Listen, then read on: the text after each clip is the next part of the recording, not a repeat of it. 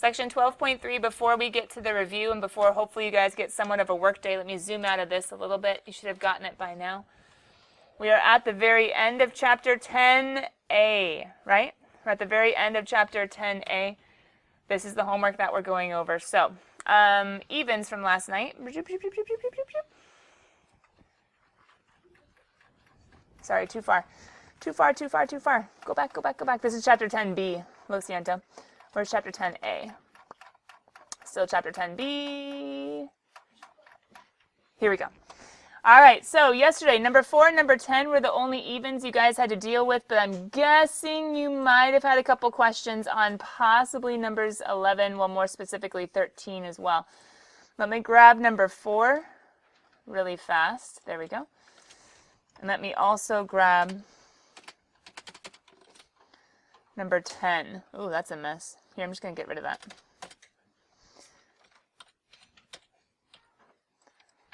Okay. Because these are the two that need to work through really quickly. I don't actually have like a nice answer key version, but that's okay because I can make sure you guys understand what's going on. And it shouldn't take me too long, especially with your help, to be able to go over. He's in my way. Okay, there we go. These answers. No. Number 4 is your first even. Number 4, guys, what are you making? Ellipsoid is a quadric surface formed by rotating an ellipse, right? So we need to go ahead and get ellipse first. Is that in standard form as is? No, so probably we should get it in standard form first, right? So let's go ahead and, here we go. Oh, it's all frozen, so you guys can't even see. Let it go. Here we go. Is it frozen again? Stop freezing. Okay. What would you guys have done to get this in a standard form? Think section 10.3. Divide everything by 16. So you should have ended up with x squared all over 4 plus y squared all over 16 equals 1. Is the major axis vertical or horizontal? Vertical because the number under the y is bigger. Is that okay? So my B, or technically my A, we always call A the major. My A is going to be 4, and it's going to be up 1, 2, 3, and 4, and down 1, 2, 3, and 4. And then I'm going to go side to side, only 2. Wait, why am I centering all of this around 0, 0? X minus h, y minus k, it's 0, 0. True? So, should this have been your two-dimensional ellipse? Yes. Two-dimensional ellipse. Why am I saying two-dimensional? Because what are you supposed to do once you have this guy? With a major of 4 and a minor of 2 around 0, 0.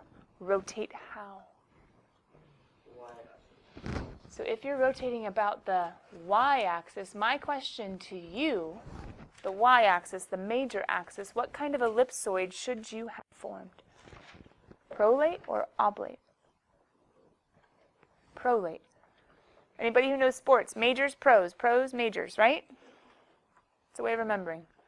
And it's also a way of remembering, hey, it's supposed to be the, hold on, don't we just follow the circle? My non-artistic ones would have been enough. My little bit more artistic ones. Okay, that's kind of gross and nasty and disgusting. So let's go ahead. Just kidding. I mean, it's good, but couldn't you have made it a little bit more? Oh, I just erased stuff. That's all right. Couldn't you have made it a little bit nicer, right? You could have had a little more fun with it. But what did I tell you? A burrito. Not exactly where I was going with that, but that works. What did I tell you yesterday that you guys could do? Should do. Always follow which circle? The rotation one. So is it okay to do one this direction? No. Even if you're super snazzy and artistic and you're like, but it looks the same. Always follow the rotation arrow. So this would be prolate. If I was to ask you for the name. Hey, what did I say yesterday was important to know? The vocab, not just the shapes, right? The vocab, not just the shapes. Okay, number 10, what was different?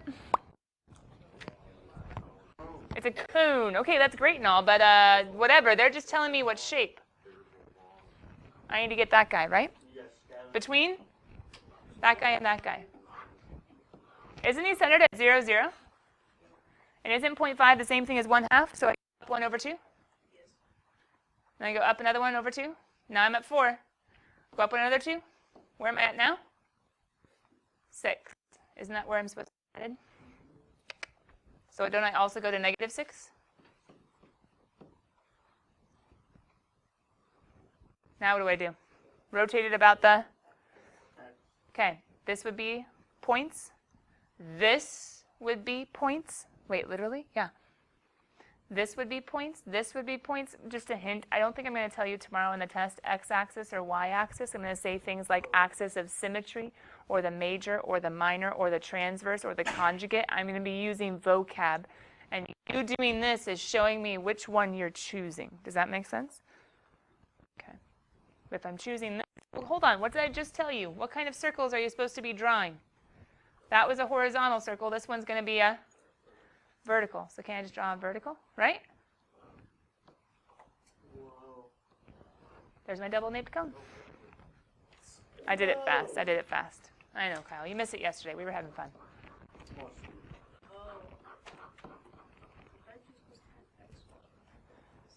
Does it make sense?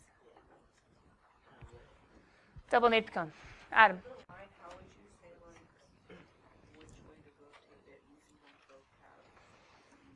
I'm not sure I have a cone for you tomorrow. But good question. I could use like horizontal vertical axis, I guess, if I wanted to be a little bit tricky. But yeah, that's all. Maybe we should finish homework questions and then we'll talk about it like I always do. Hang in there. Hang in there. Have a little bit of faith.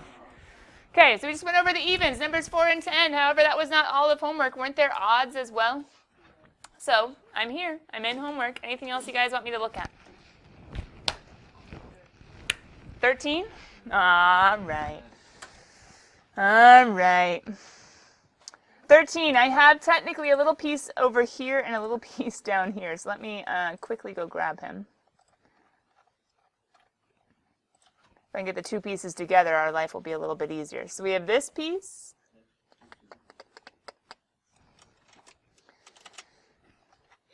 Let me do a new page. Is that okay? Yeah. Let's see if I can steal the other guy too and fit him on the same. All right, so we have a cylinder inside. Looks like a missile or something, sort of. Oh, all right. That's good enough. Okay. A cylinder in a sphere volume problem. I told you guys you're allowed to use your calculator, right? As far as this problem? Okay. So I'm going to go ahead and quickly pull up just because stuff is still weird with TI. Let's do the Desmos graphing calculator. Just because I want to model for you what you should be doing in your calculator when you solve this. Okay, yesterday I gave you guys a lot of hints. A lot of hints. They are...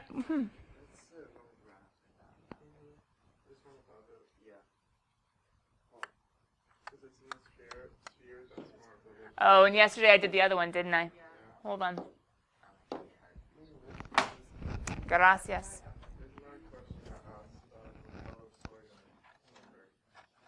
I didn't even start reading it yet.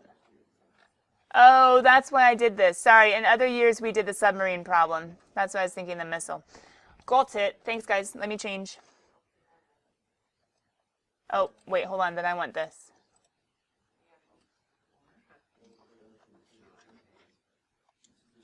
I took out the circle from number 17. I always forget that. Thank you, thank you. So I can get rid of him, but put him, and now we're good, right?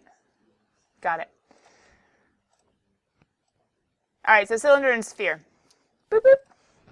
And that's Adam, why everything's all messed up. X squared plus y squared is 25. My cylinder is still good, so I still have my volume is equal to pi r squared h, but I need to get it in terms of x and y. My x is how far over, which is going to be the same thing as my r. My y is how far up, which is almost the same thing as h. What's h going to be? 2y.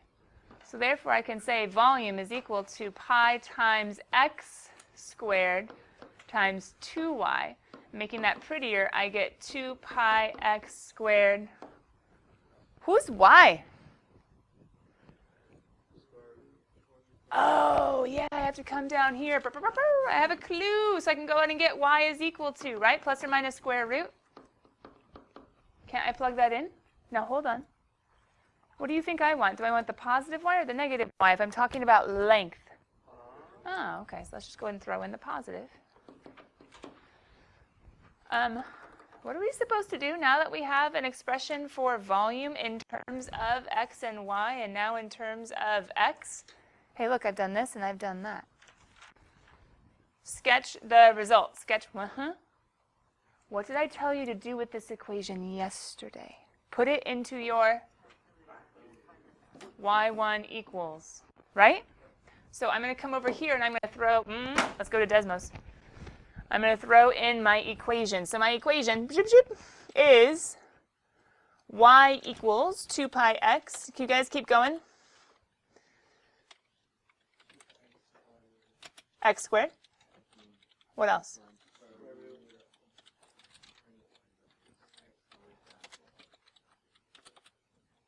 Square root of what?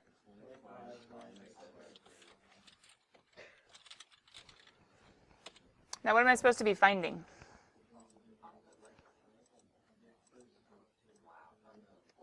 Woo! There he is. He's right there. Did you guys find him? You had to zoom out, zoom out, zoom out, zoom out, and he was really, really skinny, so you might have had to, like, ideally, will they let me? No, they won't. It's nicer in yours because I could change my x min, x max. But what does this mean when I get this answer? Yeah, be careful, because you have the point, once you get out of this, you have the point xy, which was, can you guys, do you have the point off the top of your head? 4 point, that's okay, I can come, 4.082 and then 302.3. 4.082.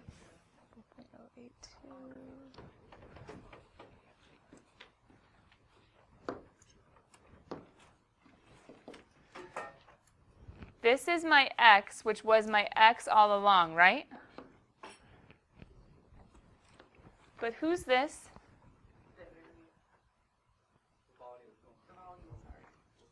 Y1 is volume. Does that make sense? So what are they asking for? Find the value of x.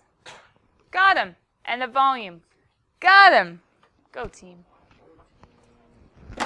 You see it? Robbie. Yeah. But the hard part of this problem, I mean, if you understand, you're just throwing it in and finding the max. Now, careful, this is a weird window because your x min, x max is like -5 to 5, but your y's had to go up to 30. So you had to play with your window. But once you played with that, we don't want the negative because we're talking about lengths of shapes. So that's why we went to the positive max, not the negative one. But then you just have to find what they're asking you for, which in this one was the x and the max volume, x and the max volume. But Robbie, the hard part is actually getting the equation to do all that too. Does that make sense? Yeah. You have to analyze your picture, take your geometry formula, plug in. But yeah. Is that cool? If there is one of these on the test tomorrow, it might be bonus. Okay, so let's go ahead and talk about the test. Sound good? So I think number 13 was the hardest one. Do you guys agree? Okay. I think number 13 was the hardest one. So let's take a second and talk about the test. You guys can write this in your test review in your homework spiral. You can write it in your notes as a way of like giving yourselves hints. Hints, hints, hints. Hints, hints, hints. All right.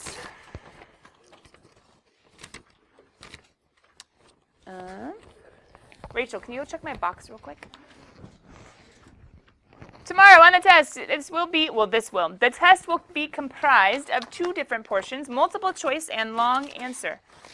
The test will have both multiple choice and long answer.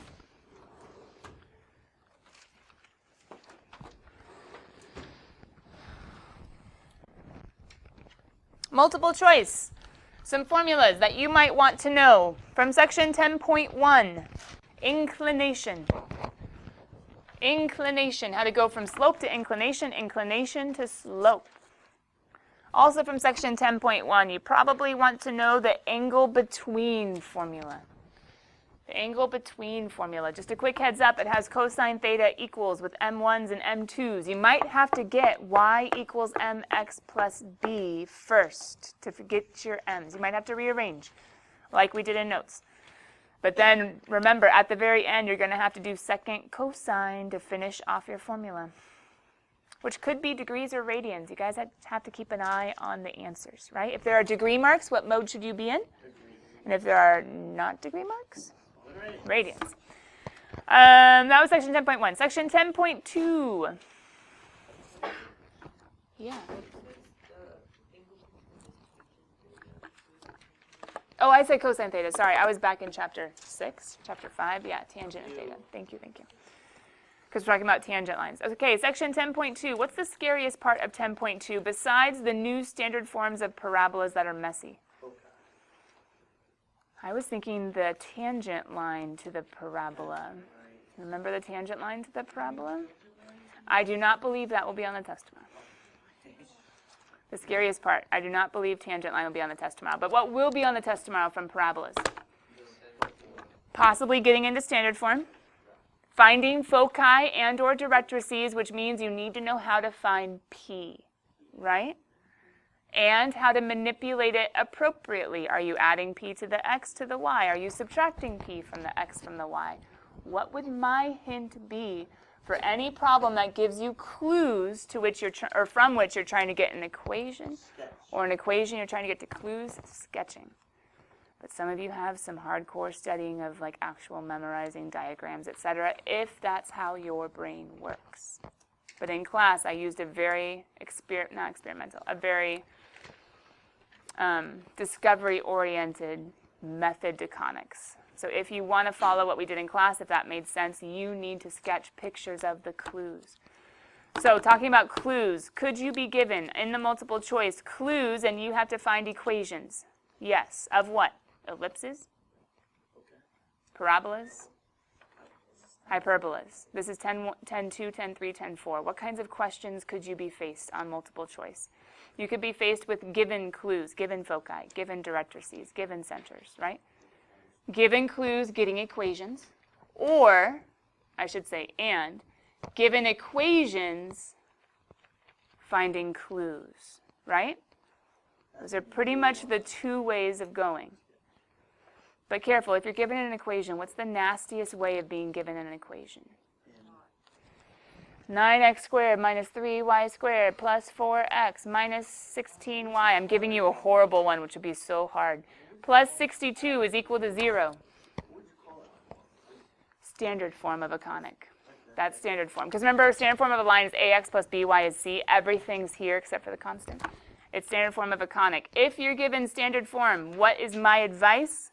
Complete the square. And make sure it's not degenerate. If you complete the square, now hold on, wait a minute. If I see an x squared and a y squared and a plus, what would we maybe think it was? A circle or ellipse. Circle is if the coefficients are the same. Ellipse is if the coefficients are different. But what if, when you start to complete the square, the other side ends up being a 0? It's degenerate, which means it's not a circle. It's probably something to do with lines, right? What if you get a negative on the other side? It's an impossible conic. It's not a conic at all. It's not a shape at all. Okay. What if you're given a y and an x squared? What would you think it is? Parabola. Good, good, good. One is squared, one is not. What if you're given an x and a y? That's it. Nothing higher. It's a line. What if you're given an x squared, y squared, and there's a minus somewhere? Careful. The minus needs to be by the squareds to make it a hyperbola. If the minus is somewhere else, it's okay. But my advice, standard form, is to complete the square. Did you have homework in section 10.4 that gave you lots of standard forms and you were trying to identify the conics? Great practice for the test. So, multiple choice from parabolas, ellipses, and hyperbolas. I can give you clues, you give me equations. I can give you equations, you give me clues. The equations can be nice and pretty or messy. But I can also ask you for specific clues, like slopes of asymptotes. Right? That would be hyperbola. Like foci or directrices. That would be focus, directrix. That would be parabola, right? So I could ask you clues as well. But as I said, the tangent line to the parabola from 10.2 is not on the test. Let's talk about long answer. Let's talk about long answer. Yeah. Can you say we're going to decipher which one is like parabola and correct? Yeah. From some of those like big old standard forms. Long answer. Okay, long answer starts off with this. No, just kidding, not that. Oh. With That? this. And not even actually that hard, equations. It's more like, let me undo whatever I just did. I did something that I didn't mean to do. More like this. Where I say, rotate this parabola around a certain axis of symmetry, etc. Rotate this ellipse around a major or around a minor, and think about the vocabulary, etc., etc. I might ask you what the names are. I might ask you what the different major minor axes are. Or I might just tell you to show the rotation arrow so I can give you points. So I'm starting off, the long answer is starting off with you just sketching and knowing vocab. Are we tracking? Are you going to have to name them? Yes, you need to know the names. You need to know how to make the pictures. You need to know which axis is which to rotate. Are we tracking? Then long answer might also have one of the conics. One or two of the conics. And you get me and you get the equation. Something that will require multiple steps, multiple identifying, but it's not really that different. It's not really that different than what you're being asked to be able to do on the multiple choice. So you're going to have to end in an actual sketch of a conic, a hyperbola, an ellipse, a parabola, with everything labeled. Does that make sense? So if you want to, I mean, you can assume I'm going to ask the hardest one, hyperbola, but if I ask an easier one, you don't know how to do it, you're in some trouble. So if I were you, I'd study, oh wait, you should study all of them anyway, because the test is on everything. And what did I say about the bonus? It's the one within the one? That's a good idea. All right, kids. Does that mean that you might be able to use the calculator on part of it tomorrow? Well, question. At least part of it, because how are you going to do that without, right? Unless I say something like, show me what you would plug into a calculator. All right, so you probably get to use your calculator on part of it. However, you're going to get to use your calculator on all of it? Not necessarily, because what does your calculator have that we've already looked at, so that we are all on the same page as to what your calculator can show you? Pause. Calculator's out. Can you hit the apps button, please? Let's just get it out. Elephant in the room. We all know it's there. We've already talked about it. What's underneath apps? Conics. What happens when you hit the conics underneath the apps? You get all the standard forms. Whoa. You get all the standard forms. And what can you do with the standard forms? Okay, so what if I were to ask you right now to go ahead and graph for me this conic? Ready?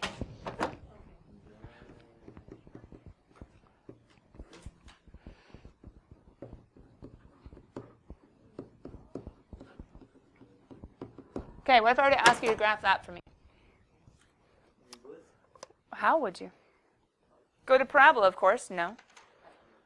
Go to ellipse, of course. Oh, you had to know it was a hyperbola? Oh, good. Okay, well, that's cool. And then are you plugging and chugging, plugging and chugging, plugging and chugging? Aw, there's the graph. Okay, what if I ask you about my foci? Oh, are foci not on the graph? What if I were to ask you the asymptotes? Oh, are the asymptotes not on the graph? No. Could I ask you things that your calculator couldn't tell you? Yeah. That make you know formulas like c squared equals a squared minus b squared for which conic?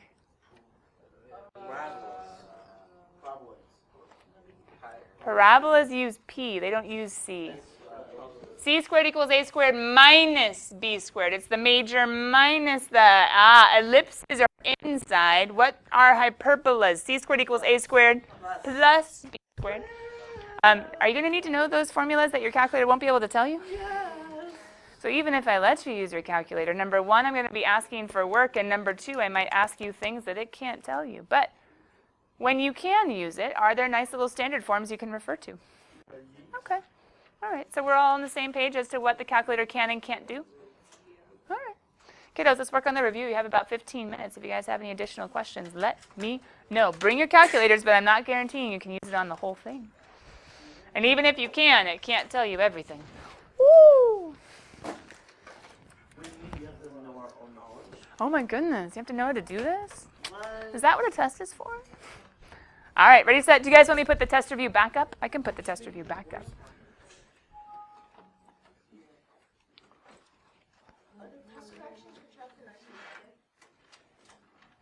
Can I get my test? I'm going to pass out the tests, but they're not going to be due until Friday. Where am I going? Oh, I thought I had the review. Sorry, guys. I guess I don't. I mean, I do, just not in the notes. Here we go. Okay, there's the review if you guys need it. One person from every group, be a pal and go grab correction papers for your whole group. I'll do it. Be a pal. Now that pre-cal is taking their test, you can get yours. Okay. Oh. The question. Kyle needs his, and asking when they're due, and I think Friday. Got it. I am tracking. Thank you all. Can I get a homework spot? I suppose. Go quick.